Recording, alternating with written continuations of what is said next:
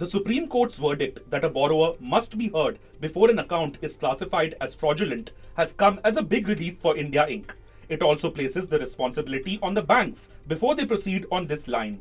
On March 27th, the Apex Court upheld the Telangana High Court's December 2020 judgment, stating that the principles of Audi Alteram Partem must be applied before declaring a party a fraudulent borrower or a holder of fraudulent account. Audi Alteram Partem is a Latin phrase that has a number of similar meanings, like hear the other side, or no man should be condemned unheard, or both sides must be heard before passing any order. A 2016 RBI Master Circular, which allowed banks to classify accounts of willful defaulters as fraudulent, lies at the heart of the matter. The Master Directions on Frauds provide a regulatory framework for attempted fraud, check-related fraud, loan fraud, theft, burglary, and bank robberies, among other things. The Apex Court said that the classification of an account as fraudulent had a number of consequences. The alleged crime would be reported to investigating agencies, and the concerned borrower would face penal and civil consequences.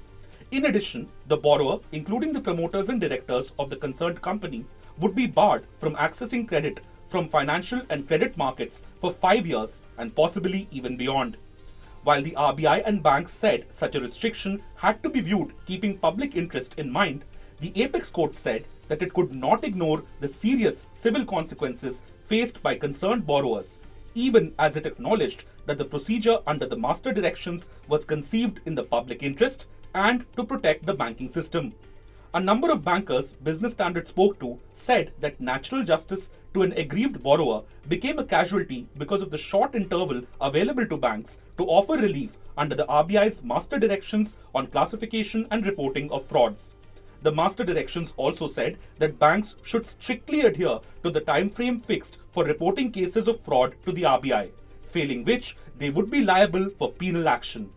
For its part, the Apex Court said that given the time frame under the Master Directions on frauds and the nature of the procedure adopted, lender banks could reasonably provide a hearing to concerned borrowers before classifying their accounts as fraud.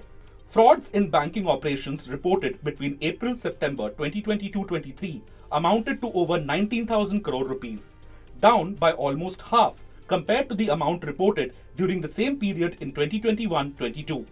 However, the total number of reported frauds increased. So, what prompted the Apex Court to give such a verdict? There are two separate limbs when we are dealing with the Master Circular of RBI. One is the criminal consequences, which the Supreme Court has rightly said that no right of hearing is required.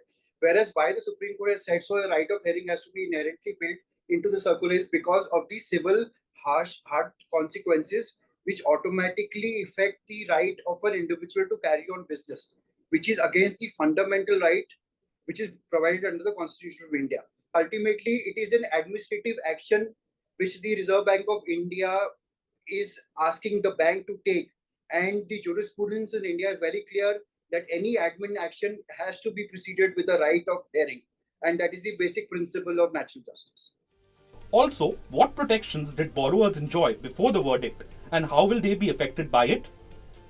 Borrower, in fact, had no opportunity to even, come at any stage during the course of the investigation to question whether the investigation process, the initiation itself is correct or not. The borrower only was left with the remedy after he was informed that the account has been declared as fraudulent, that then he had to approach probably the Honorable High Court under the jurisdiction of the respective jurisdiction to actually declassify himself. Now, the protection now, according to me, has been built in by the Honorable Supreme Court by at least giving them a right of hearing. According to previous reporting by Business Standard, after the Supreme Court's verdict, borrowers can now seek a relook at their cases. So, is the verdict retrospective in nature? And what would be the implications of that? Supreme Court judgment says that these are to be read in the circular of RBI. The principle of natural justice are to be read. Odi Autum Partum are to be read in the circular of the Reserve Bank of India. So wherever these issues are open, where the matter has not been finally decided by the bank, all these cases, I think bank will have to give opportunity to the borrower to submit their representation and clarification on the issue.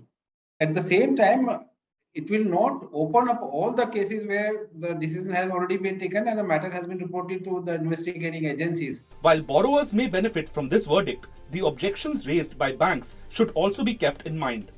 Echoing the RBI and SBI's note of caution, UCO Bank CEO and MD Soma Sankara Prasad said that the verdict was likely to lengthen the process of declaring a fraudulent account.